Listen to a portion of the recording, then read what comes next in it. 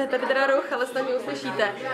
Já jdu za chvilku zpovídat Hudu a jsem z toho hrozně nervózní a všichni, co tam přede mnou už byli, říkali, že nemám být nervózní, že to je boží, že hrozně v pohodě, že to je strašně fajn pokec. A já jsem strašně nervózní, tak mi držte palce, ať to nějak zdám a ať nejsem jenom koktající. Nevím, už to začíná, pecka. Hi, Lucia. Nice to meet you. Thank you so much. Thank you. Hello. Hi. Oh my God. Oh my God, you're real. Thank you. You're so my sweet. God. Thank you. Oh my God, thank you.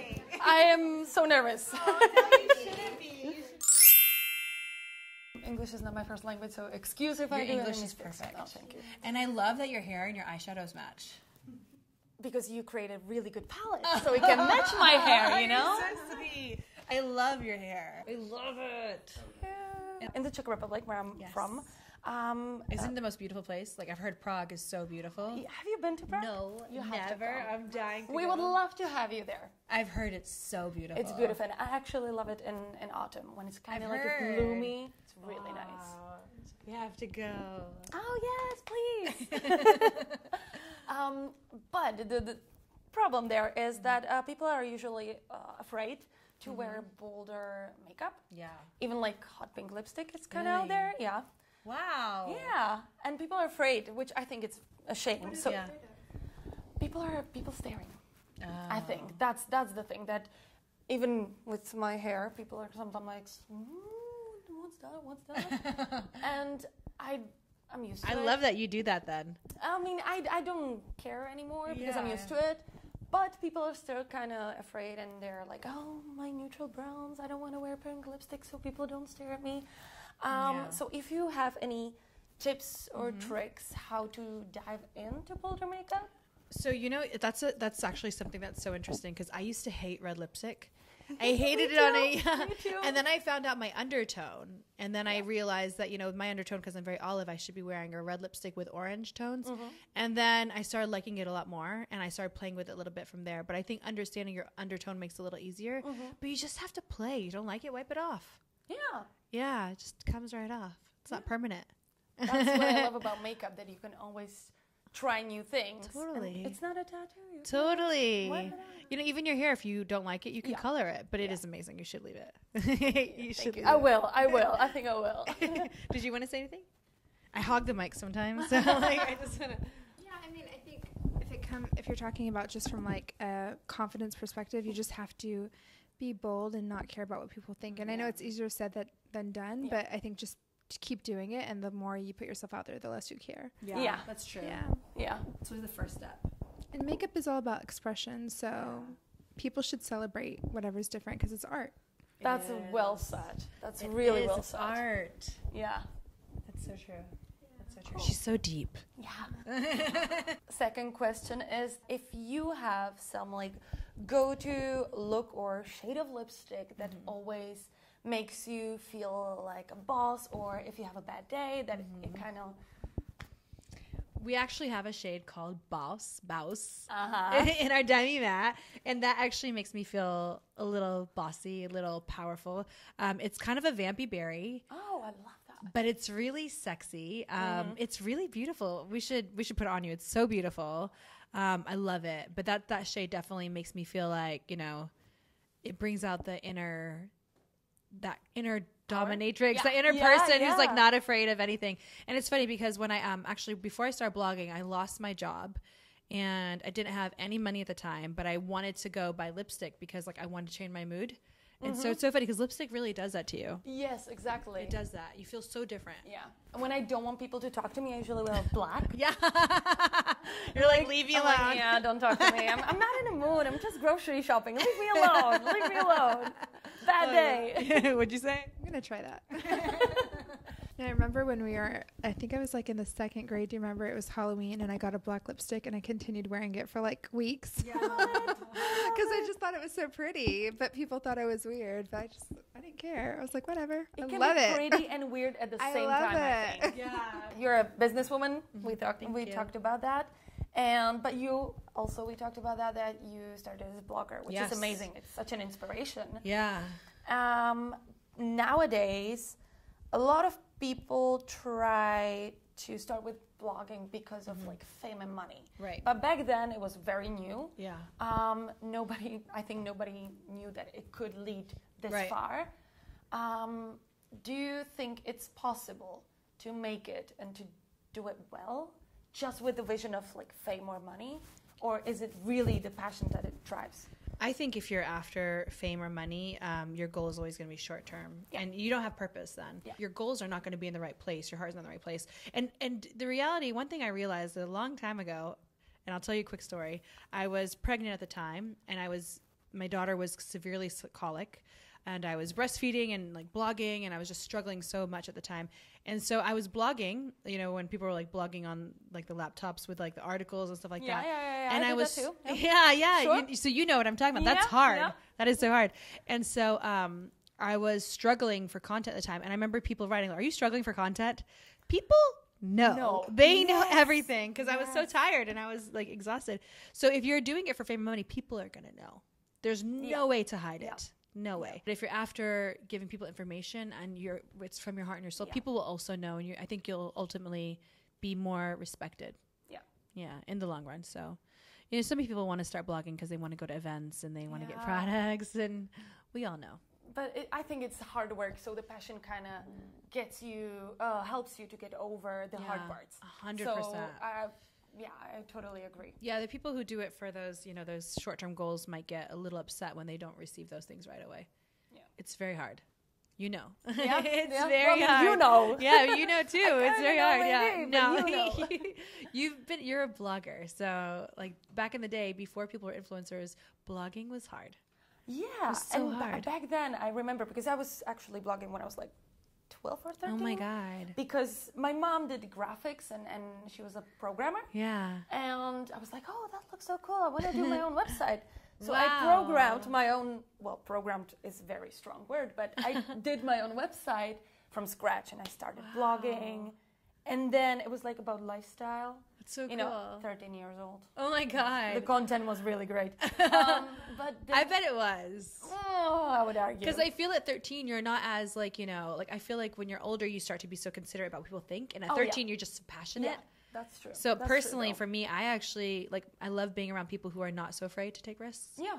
Because while we grew up, we're afraid. Yeah, I was afraid in the beginning, and you it's know? more inspiring when somebody's like... fresh. Yeah. Yeah, not contained. Yeah. Can you give me a rough recipe for success? Mm-hmm. I think we touched on it. A like rough here recipe. And there. Like, what would be the main ingredients that you need for? I think you only need one ingredient, and that is one plan with no backup plan. Wow. Because if you have a backup plan, you're going to do the backup plan. So I think if you have one plan, you have no choice but to make that one plan happen. You will find a way. That's really I really do. good. I really do. Really good. I mean, for me, I'm just going to speak about it from a different perspective. I mean, I completely agree with Huda. But for me, I would say if you want just one recipe for success, I'd say it's happiness. Because I think success is I'm happy is the new successful, right? Because a lot of people are chasing dreams, chasing. It never ends. And then they get that dream and they're not happy there either. So I think just be content and like live in the moment and appreciate everything that you have and just have gratitude and happiness. And then you're successful right now. It's all about perception. I told you she's so deep. Yeah. I'm always like, she's so right. And I'm like, she's so evaluating deep. my life and my choices. I know, she said that and I was like, well, you know what? Maybe I should have had a plan B. Am I really happy right now? Yes. Of course I'm happy right now. When I come home, am I happy in my life? Happiness and health, that's success. Yeah. You know, chase them both and you can be happy at any moment because everything else, your goals are always going to change. Mm-hmm. Well, your question was a good question. Oh, thank you. It's a good question. Thank you so much. And I'd be curious, what is your secret to success? What is your what is your recipe for that? I think I would add support. Yeah, it's really important. Support of maybe family, friends.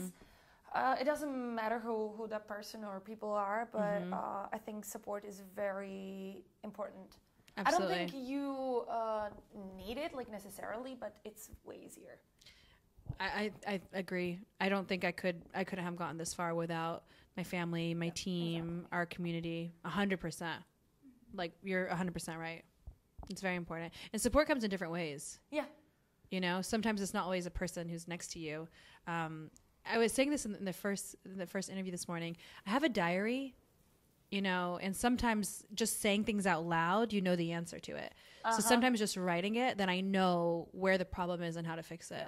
So I like highly recommend people to have a diary, just because I think it's like, it's almost like you know, somebody actually says earlier, she was so wise. Her name is Auntie. She's a blogger, but she basically said, she was like, you know, it's really important to be your best friend.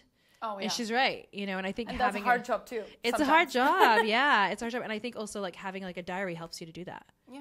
You know, I think it's to kind of collect your thoughts. Yeah, totally. A best friend is so important, and just also being able to ask for help when you need it. It's important. Oh, getting yeah, that support. that's hard too. Yeah, she it doesn't. is. I've learned too. I'm still learning, but yeah. Sometimes I think you're a bigger hero when you ask for help. Sometimes because people want to help. But sometimes it's hard to even ask. It's like, oh, I actually failed, but I think you failed. Sometimes you failed because you didn't ask for help. Yeah, true. It's very true. And everybody has different ways of asking for help. Like sometimes, like I can ask for help, but it's maybe like I'm screaming or yelling, but that's me asking for help. Or I'm crying, or I'm really emotional. I just get really emotional. Like I'm super emotional when I'm asking for help. And so I think understanding that too, and then trying to change that approach so you can really ask for it in a very effective way is important as well. Oh my God. This is amazing. Thank you. So good. Thank you so much. But I'm always nervous because I don't know. I swear you shouldn't be. I'm nervous that I'm gonna either say some very basic mistakes, which I think I've already done, but whatever. No, you didn't. And if you did, great. How many languages do you speak? Well, English. Yeah. Czech. Yeah. I've learned French, German, and Croatian. Oh but my that's God. very long time ago. We know 3 words. Okay. I wanted to say that I forgot all of my Croatian. We wouldn't know what you were saying. We'd be like, Okay. But good. I know weird words, like I know how to say ice cone in Finnish. Oh. How do you say that? I think. Wait, what? Yatra? I don't know That how to is say it very slow. hard. Yeah, it took me like a week to actually. Yatra? But I'm not sure if I'm teaching. It's hard. Yeah. I'm not sure if I'm pronouncing it right, but that's how my friend All the told me. Finnish subscribers are like, what are you saying? Like, no, you messed it up. I think we should teach you an Arabic word. Oh yeah, please. Let's teach you an Arabic. You know Habibti? Bibti? Habibti. Habibti? Habibti, yeah. Very good. Very good. What Perfect. It means my love. My sweetheart. Oh, My sweetheart, my I love. love, yeah. To a girl. Yeah, 2 girls. Oh, To a guy, it's Habibi. I love that. Habibi, yeah. Habibi. Habibti. Yeah. Oh my God, I'm gonna say that. It's hard for a lot of people, and I can imagine for you as well, to balance the work life and then the me time and the family time and everything. Because for me, it's sometimes hard to explain to someone that I'm actually working on the phone, that I'm just not like even scrolling through Instagram could be related to my work. Oh, 100%. And they're like, oh, but you're doing nothing. And I'm like, not exactly. Yeah. So do you have any again, like tips or what to focus on while trying to keep the balance? It's very hard. It's very hard, especially when you are self-employed and you're an entrepreneur. So, you know, we are self-employed and also entrepreneurs, you know. And so when you have your own blog, you have your own business. That's a business. That's a brand you have to, you know, maintain. And, you know, you have constant content you need to come up with. It's very challenging. People don't always understand that. So I think it's very important, you know, you have to work around the clock to find out what makes you happy. Yeah. So I actually identified I went very detailed, and I got very specific on what made me happy. So I realized that an hour to myself in the morning, and then 30 minutes in the morning and I broke that up, 30 minutes of exercising, 30 minutes with my daughter was very important to me. That made me very happy. And then I like to usually, you know, I like to spend time with her in the evening. I got very specific. So when I did those specific things, I felt complete. But it kind of like frames your schedule. So that's, it does, I think that's a very good tactic. Yeah, so I have the morning, my very specific morning routine, and my very specific evening routine. Anything in the between can be whatever it is. But once I do those things, I'm like more complete. It kind of gets you started on a positive note. Yeah, oh my gosh. And it's funny because when things happen in life, as they do, and sometimes bad things will happen, you kind of are not derailed because you have a very specific routine. So it keeps you. You have your safety blanket. You have your momentum no matter what, and nothing can really ruffle you. Which is, you know, for me, it's helped me a lot. It's helped me a lot. I was gonna say the same thing, kind of, but it was more just about managing your time, and just making sure you have a schedule. Because I remember when I first went from being employed to being self-employed, that was my biggest challenge, was like having your schedule. Be your own boss. You have to be your own boss. And that means you have to whip yourself and make sure that you manage your own time right. So that's probably my best advice, to like stay balanced, take care of your time, and use it right during the day. So then you get your free time at night. Yeah. Something I'll say, Mona and I have completely different personalities. We don't actually get along very well, if I'm honest. We don't. We do, but we don't. We're best friends and biggest enemies. Like we're both. Like I get along most with Huda, and I love Huda probably the most, more than anyone in the world. But she also gets under my skin more than anyone in the world. But we manage it. We manage it. So I think it's really healthy to have people in your life that are opposite of you. They challenge you. They challenge you. Yeah. She challenges me constantly. I'll say something. She's like, no, I don't think it's a good idea. And I'm like, why about everything, you know? So, but it's a good challenge. Like before, I think a lot of times, especially if Mona's in the room, I really think about it.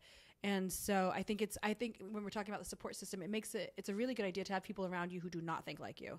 Yes. Like they are not afraid to disagree. Right. Exactly. That's so important. It's really healthy. Yeah, it's really healthy. You know, you want the people to give you the emotional support, but who are going to challenge you mentally and, you know. Kind of a reality check. Oh my gosh, so much, yeah. And it's so important to have people in your lives who tell you when you're doing something wrong, because those people who are yes people are adding no value to you. Right, exactly. Like it's really important that people stay honest and just keep it real, really. Yeah. Well, I have a last question. Yeah, sure. I have to ask. Yeah. What's in the future for HudaBeauty? Well, it's really exciting. Kylie is the beginning of something for us. You know, it's the beginning of a fragrance, but this is the beginning of something for HudaBeauty as well. You know, where we're going to start hopefully doing some interesting things in the company. We want to, you know, shift the dynamics a little bit. Mm-hmm. It's the first time we're launching a sub-brand. Yeah. You know, and the concept, I don't know if you've heard about it, but it's about layering fragrances. It's a little bit of this, you know, East and West mix where we have like the Middle Eastern kind of inspiration for the bottle. Yeah. I saw it on Facebook. Yeah. We're really excited. You know, we were very much inspired by the Middle East with the bottle and everything, the design. Gorgeous. Yeah, and the name and the concept. But the fragrances, I would say, are a little bit more soft, but they're really layerable. So. No, I actually haven't. Wait, can you do her properly? Mona's gonna do you. Do you like all fragrances, or do you like rose? Okay, it's a good thing we asked. Do you like citrus? Yes. Do the citrus. God, yes. Do the citrus, but it has a little rose. Try it. No, I don't. If there is a little bit of rose, I don't mind it. Try it. Let her smell the citrus. Let her smell. But no, not so much sweet. Like more. I don't know. I think she should do the musk and the citrus. Oh, musk. I think she'll like the musk a lot. Oh yeah. Yeah, it's so beautiful. It's a white musk. Oh my God. It's a white musk. That smells so good. Yeah, it's a white musk. Is it not too much for you? You like it? Okay. It's not. It's sweet though. No, I'm not much of a then don't put it on her. person, but this is Let her smell the citrus. It smells good. I don't think we should put it on you, but But it smells good. It's really good, right? Yeah. It's so interesting. It's like It's an interesting mix. Every time you mix your own fragrance, because you could do it differently every single day, and it's just to create your own mood. Yeah. So you smell really good. when we go back to just scents and how they make you feel, they actually do impact your feelings. Yes. It's super emotional. Yes. And also people around you. So we actually did a blog post recently about the fragrances that turn people on. This is our favorite. One of our favorite. Rose makes women feel more empowered. So their body composition can change. They feel sexier. They feel more powerful. So I think it's great when you're going to the office, when you're going on a first date. It's not what that's not what Don't I put it on if she doesn't like it. expected to be. You're wearing a lot. It's fine. Mona does that. No, people are on the street. There will be like, yeah, they're like, "What are you wearing?" that? It's not as sweet as I would expect. It's kind it of to be. sweet. It's kind of sweet. No. I think I'm no, fine. no. It's too sweet for me, but still, it's when you say vanilla, it's kind of like for me, it's like it's gonna be too heavy. But And this sometimes is not it can heavy. be like a little kiddish too. Yeah. This is definitely It's a not. bit This more is very sophisticated. sophisticated. Yeah, it's sophisticated. Yeah. Ingredients. We worked with one of the #1 perfume manufacturers in the world, Firmenich, and this is like one of the best quality ingredient vanillas from Madagascar. So everything is really we're very careful where we sourced everything from. But talking about the future of the brand, so you know, Kylie is something we're launching. We're launching skincare, in 2019. And, you know, we've been... I guessed it right. Yes, in 2019. That was my personal tip. I was like, maybe skincare? Yes, we're launching skincare. And, you know, we've also been looking for influencers who want to start their own brands to help them start it. So it's the beginning of something, you know. HudaBeauty is really going into something exciting, I would say, the next few years. Very exciting. Wow. Yeah, we're excited. I wish you all the best. Thank you. You too. You're so beautiful. Oh, thank you so much. You're beautiful and you're so sweet and you have like such great energy and this was such a fun interview. You too. It was so fun. Oh my God, thank you so much. You're so it was awesome. really, really awesome. Thank you. Tak to mám za sebou. A ježišmarja, mají úplně neskutečnou, já jsem zvědavá, jak já to budu k tomuhle dělat titulky a překládat to, protože to bude peklo. Já jsem snad v životě nepotkala někoho, kdo má takovouhle jako energii a takovou tu prezenci. Jsou přesně takový ty typy lidí, se kterými se v tu chvíli cítíte úplně v pohodě, úplně normálně, smějete si, všechno prostě dobrý, zapomenete úplně jako na všechny problémy. A máte pocit, že je znáte strašně dlouho a že to jsou prostě vaši kamarádi. A to podle mě tak jako někdo nemá. A fakt, jak jsem byla vynervená, tak vůbec nebyla jako důvod a bylo to strašně v pohodě a absolutně opak něčeho strojeného. Takže z toho mám fakt hroznou radost. Byl to hrozně pěkný zážitek. No, teď se teda netěším na titulkování, ale doufám, že i vy si z toho něco vezmete a užijete si to video, protože mě překvapilo, že čekala jsem nějaký odpovědi, takový ty typický, klasický a většina těch odpovědí byla úplně jiná. Že to není prostě takový to naučená odpověď, no, dobrý, hotovo. Ale fakt to byla jako hezká konverzace. Jsem čekala, že to bude jako interview, otázka, odpověď a fakt to byla jako pěkná konverzace, takže hotovo, jdu na oběd.